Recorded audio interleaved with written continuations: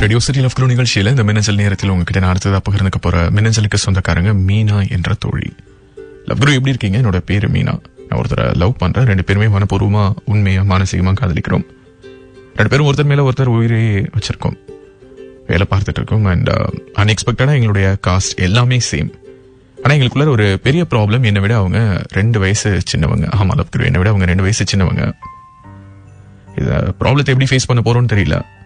எங்களுடைய parents and இந்த society, இதனால எங்களுக்குள்ள எந்த ப்ராப்ளமும் இல்லை. நாங்க ரொம்ப ஸ்ட்ராங்கா தெளிவா இருக்கோம். பட் இருந்தாலும் ஃபியூச்சரை நினைச்சு சின்ன பயம் எல்லாருக்குமே இருக்கிறது தானே லவ் குரு.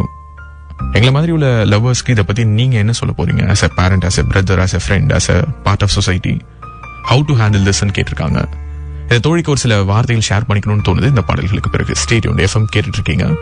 எஃப்எம்னா ரேடியோ சிட்டி 91.1. நான் உங்க ரேடியோ சிட்டி லவ் குரு.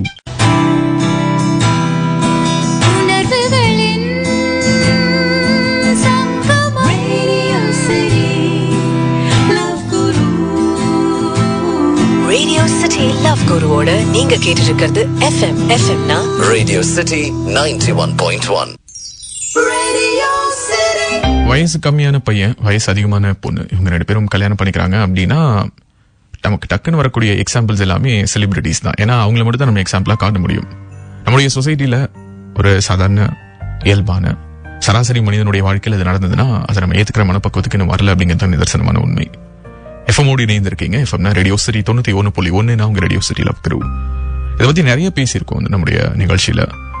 வயது அதிகமான பெண் தன்னை விட வயது குறைவான ஒரு ஆணை தெரியாம காதலிச்சிட்டாங்க. 2 வயசு சின்ன பையன் அவரு.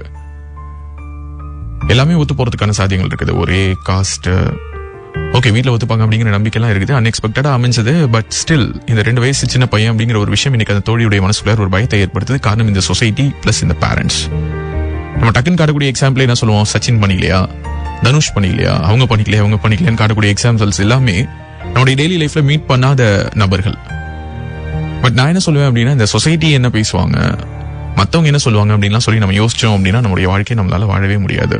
ஒருத்தங்களை லவ் பண்ண ஆரம்பிக்கும் போதே கண்டிப்பா நம்ம பர்த் சர்டிபிகேட் வாங்கிட்டு லவ் பண்ண முடியாது. பட் ஸ்டில் நான் ஒத்துக்கிறேன், ஆணுக்கு வயது அதிகமாக இருக்கணும், பெண்ணுக்கு வயது கம்மியா இருக்கணும் அப்படிங்கிறது தான் நம்ம காலங்காலமா பழகி இருக்கக்கூடிய விஷயம். தன்னுடைய வயதை விட மூத்த பெண்களை ஒரு ஆண் சகோதரி மாதிரி பார்க்கணும் அப்படின்னு தான் சொல்லியிருக்காங்க.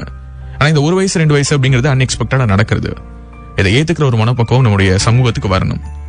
ஏன்னா லவ் குரு கலாச்சார சீர்கேட்டுக்கு வழிவகுக்கிறீங்களா அப்படின்னா நான் கலாச்சார காவலர்லாம் கிடையாது. நான் தான் சொல்றேன் இல்லையா, இந்த ஒரு சேஞ்சுங்கிறது வரணும், வேற வழி இல்ல. என்னுடைய ஒரு சில நண்பர்கள் தன்னை விட வயது மூத்த பெண்களை காதலிச்சு கல்யாணம் பண்ணிருக்காங்க. அவங்க எல்லாம் சொல்றது என்னன்னா, ஒரு மதர்லி கேர் அவகிட்ட கிடைக்குதுங்கிறாங்க.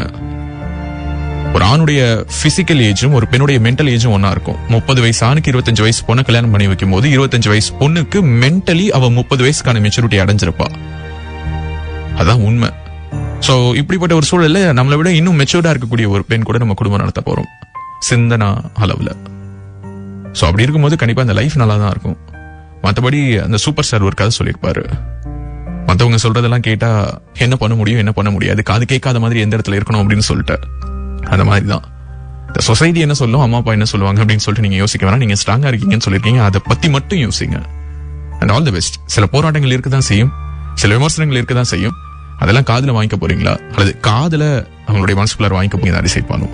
Stay tune. கேட்டுட்டு இருக்கீங்க எஃப்எம் சிட்டி 91.1. நான் லவ் குரு.